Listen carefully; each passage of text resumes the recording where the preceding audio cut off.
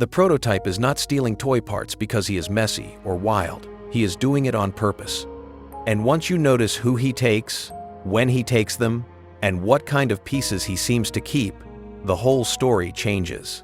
This is not some monster grabbing random scraps off the floor. This looks a lot more like building. And the scary part is, he may have been building the same thing for a very long time. Think about the pattern. We do not just hear that the prototype is dangerous. The games keep showing us the same habit again and again. In Chapter 2, Mommy Longlegs dies, and almost right after that, his claw comes out and drags away the top half of her body. She even fears becoming part of him. Then in Chapter 3, Catnap is shown as deeply loyal to the prototype, with a shrine built for him out of toys and parts. And when Catnap fails, the prototype kills him and takes his body too. By Chapter 4, the whole area is called the prototype's domain, and by later lore pages, his body is described as modified from spare parts of broken toys. That is too clear to ignore. He is not just killing. He is collecting. So the big question is not just why he steals parts. The better question is what he thinks those parts are for. A lot of people stop at the easy answer and say he is making himself stronger. And yes, that is part of it. Bigger body, more reach, more weapons, more ways to survive. That fits what we know. But I think the real answer goes deeper than simple power. The prototype does not act like a beast that lives from one attack to the next. He plans, he hides, he waits, he studies people, he lies in another person's voice. In Chapter 4, he is revealed to have been using Ollie's voice to guide the player and to set up the fall of Safe Haven. That means the parts on his body are not just armor. They are part of a long plan made by someone who thinks ahead. Now look at the kind of parts he takes. Mommy Longlegs is not just any toy. She is smart, fast, flexible, and hard to pin down. Catnap is not just muscle either. He is feared, worshipful, patient, and tied to the red smoke and the fear spread through Playcare. Later teasers and gallery descriptions show the prototype's body with grafted pieces from other toys too, including Mommy Longlegs, Huggy Wuggy, Candy Cat, and Brawn. That matters because it suggests he is not only patching damage.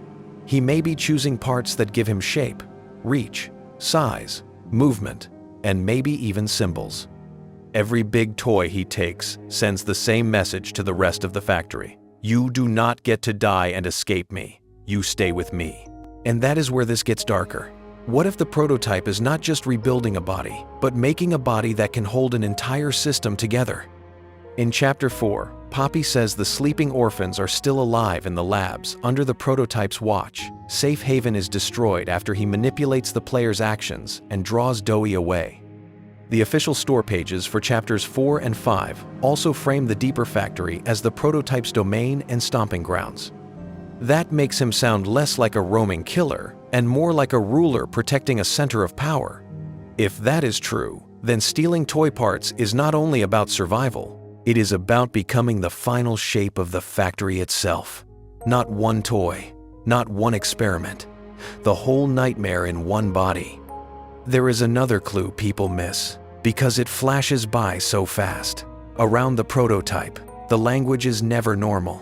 You get lines about him being wonderful, about him saving them, about worship. Catnap does not follow him like a scared worker follows a boss. He follows him like a believer follows a god. That matters because it means the stolen parts are not only useful in a physical way, they are holy trophies inside the broken belief system of the factory. A hand from one toy, a face from another, a body dragged into the dark after death. All of it feeds the image that the prototype cannot be beaten and does not waste anything. In a place where the company treated living beings like parts, the prototype may be using the same sick rule on everyone else. And notice how different that is from simple scavenging. This factory is full of metal, wires, tools, machines, and dead space. If all he wanted was raw material, he could take lifeless junk. But the lore keeps pointing us toward bodies, named experiments, and remains with meaning. That tells me he wants more than function. He wants memory attached to the part. He wants fear attached to the part. He wants everyone who sees him to understand exactly where those pieces came from. That is why a stolen toy arm is scarier than a metal pipe. One is material, the other is a message. And in horror stories, the message is often the real weapon. There is also a very human reason hidden inside all this. The prototype may hate weakness more than anything. Think about where these parts come from. He takes them after failure. Mommy fails and gets dragged away. Catnap fails and gets taken. Safe Haven trusts the wrong voice and falls apart. Again and again, the prototype seems to turn broken things into his own upgrade.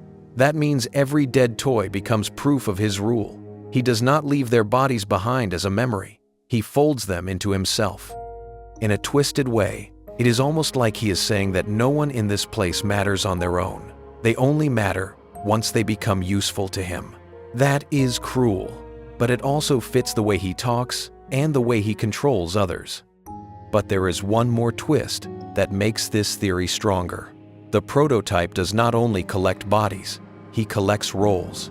He takes voices, he takes trust, he takes belief. Catnap builds him a shrine. The toys fear him like a king or a god. He speaks as Ollie and guides the player like a friend. He tears apart safe places and then leaves people with nowhere to run except deeper into his world. So when he steals toy parts, maybe he is doing with bodies what he already does with everyone else. He absorbs what is useful. He keeps what gives him control. He turns separate pieces into one thing that serves him. That means the body we fear is really the outside of a bigger idea. The prototype is trying to become impossible to remove, not just hard to kill. This also explains why the collecting feels so personal. If he only needed metal or mass, there would be easier ways to get it in a giant factory full of junk. But he goes after toys with history, toys with names, toys that mattered, toys that other characters loved, feared, followed, or remembered. That choice turns every stolen part into a warning. When you see a familiar arm or head attached to a monster, it tells you that nothing in this factory gets a clean ending. The prototype does not just want to win, he wants every loss to stay visible. He wants his enemies, his followers, and maybe even the player to look at him and see the whole trail of what he has taken. It is power, but it is also theater. It is a living trophy wall. So why is the prototype stealing toy parts? Because each part solves a different problem for him at the same time. Some parts make him bigger. Some parts may make him stronger. Some parts may replace damage. Some parts send a message. Some parts remind the other toys who owns this place. And some parts may help him build the one body he always wanted, a body large enough, strange enough, and terrible enough to act as the final form of everything Playtime Co. created and destroyed. That is why the stealing never feels random. It feels like a mission.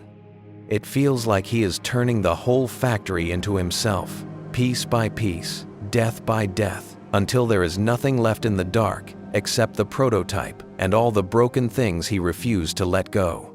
Watch the next one.